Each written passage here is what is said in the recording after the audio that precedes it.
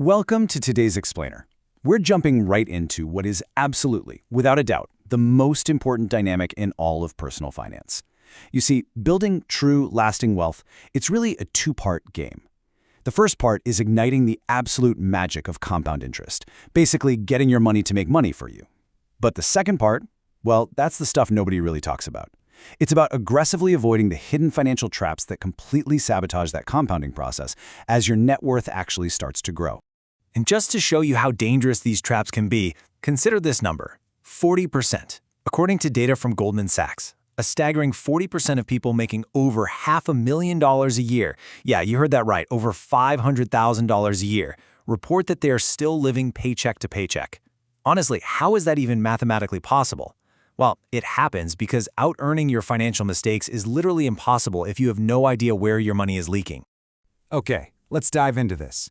Here is our roadmap for today. We're going to look at the wealth compounding engine, portfolio leaks, cash flow leaks, structural blind spots, and finally, the ultimate human trap. Section 1. The Wealth Compounding Engine. Time is your greatest asset. Before we can even talk about the traps, we have to understand the foundational engine of wealth building. This is one of the most powerful concepts in all of finance. If you save just $1,000 a year and earn a pretty conservative 7% annual return, starting at age 25, compound interest has the runway it needs to multiply your money exponentially. But if you delay, which, by the way, is a massive trap, and you start at age 35 instead, you essentially end up with half the amount of money by retirement. Literally half. The biggest factor in how much you retire with actually isn't how much income you earn. It's how early you let compound interest get to work. Time is the secret sauce here. So how do we keep this compounding engine fueled up? It really comes down to a few basic rules. Save more, stay out of debt, live within your means, and you definitely want to pay special attention to number 4 on this list. This is basically the ultimate cheat code for wealth. Save 50% of every raise you get. Let's say you get a $10,000 bump in your salary. Take $5,000 of it and immediately feed it into your compounding engine. You still get to improve your lifestyle with the other half, so you don't feel totally restricted, but your wealth just continues to accelerate and compound in the background. It's a total win-win. Section 2. Portfolio leaks when investing goes wrong. Okay, so once your compounding engine is humming along, you have to protect it from your own investing mistakes. And this brilliantly illustrates one of the biggest traps, overconcentration. That's when a single stock makes up more than 10% of your overall holdings. When you do this, you are seriously jeopardizing your compound interest by betting your entire financial future on just one outcome. Take Intel as a classic cautionary tale. Back in the dot-com bubble in 2000, Intel was a darling tech stock. It peaked at around $65 a share. If you bought in right then, well, you still haven't broken those all-time highs today, over 2 decades later.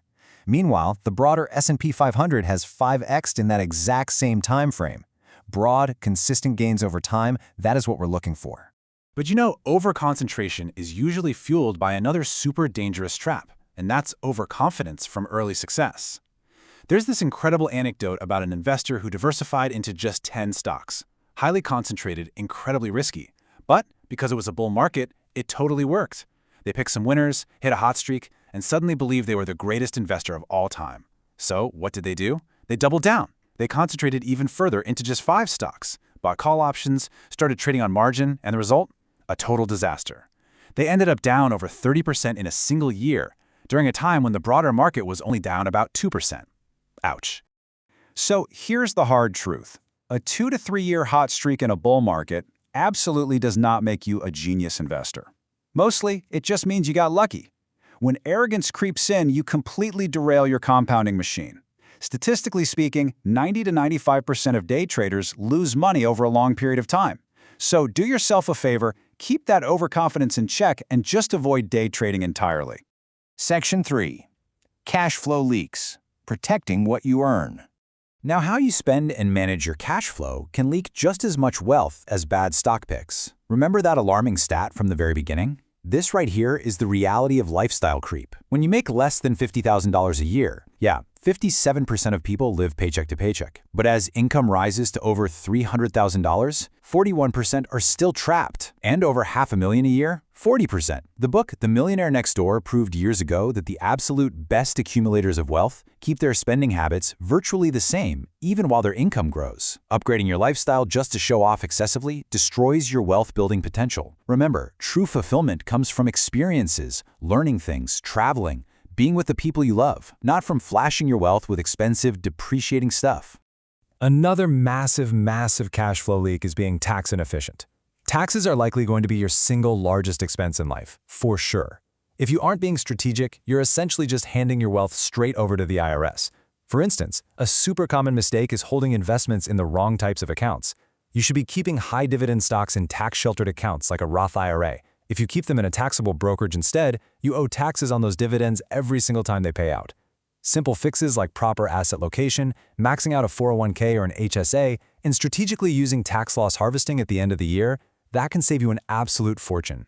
And speaking of saving a fortune, whatever you do, do not be lazy with high-interest debt. The trap here is failing to refinance when it actually makes sense. Check out this number, $263. That is the monthly savings you would get by refinancing a typical $400,000 mortgage from a 7% interest rate down to a 6% rate. That is pure cash flow going straight back into your pocket every single month. But, there is a catch. Which brings up a really important question you have to ask yourself. How long do you actually plan to stay in your home? Because refinancing isn't free. On a $400,000 loan, refinancing fees might run you somewhere around $10,000. If you're saving $263 a month, it takes about 38 months just to break even on those upfront fees. So a great rule of thumb is that dropping your rate by 1% really only makes financial sense if this is your forever home, or at the very least you plan to stay there for 5 to 7 years. Section 4. Structural blind spots, complexity, and risk. So the crucial point is, as your net worth actually gets larger, things get complicated. You suddenly have multiple brokerages, private investments, maybe some real estate partnerships, and this complexity creates massive structural blind spots. Just look at this quote from a piece in DIY Investor.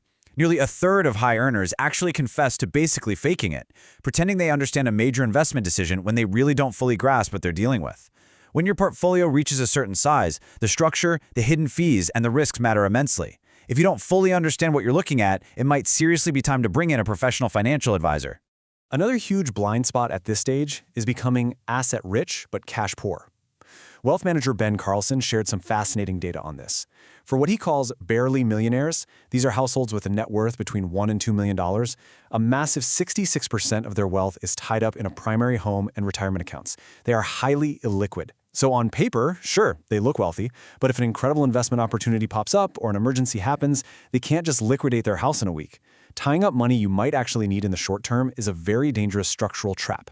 And hey, as those assets grow, you've got to protect them. Being underinsured is a catastrophic trap that can wipe out years of compounding. As your home value rises and your net worth gets bigger, you naturally become a bigger target for lawsuits or robbery. You have to continually audit your stated asset values with your insurer. Actually, I absolutely love this tactic from Graham Stephan. He calls it the Valentine's Day rule. Every February 14th, he sits down and does a full insurance checkup.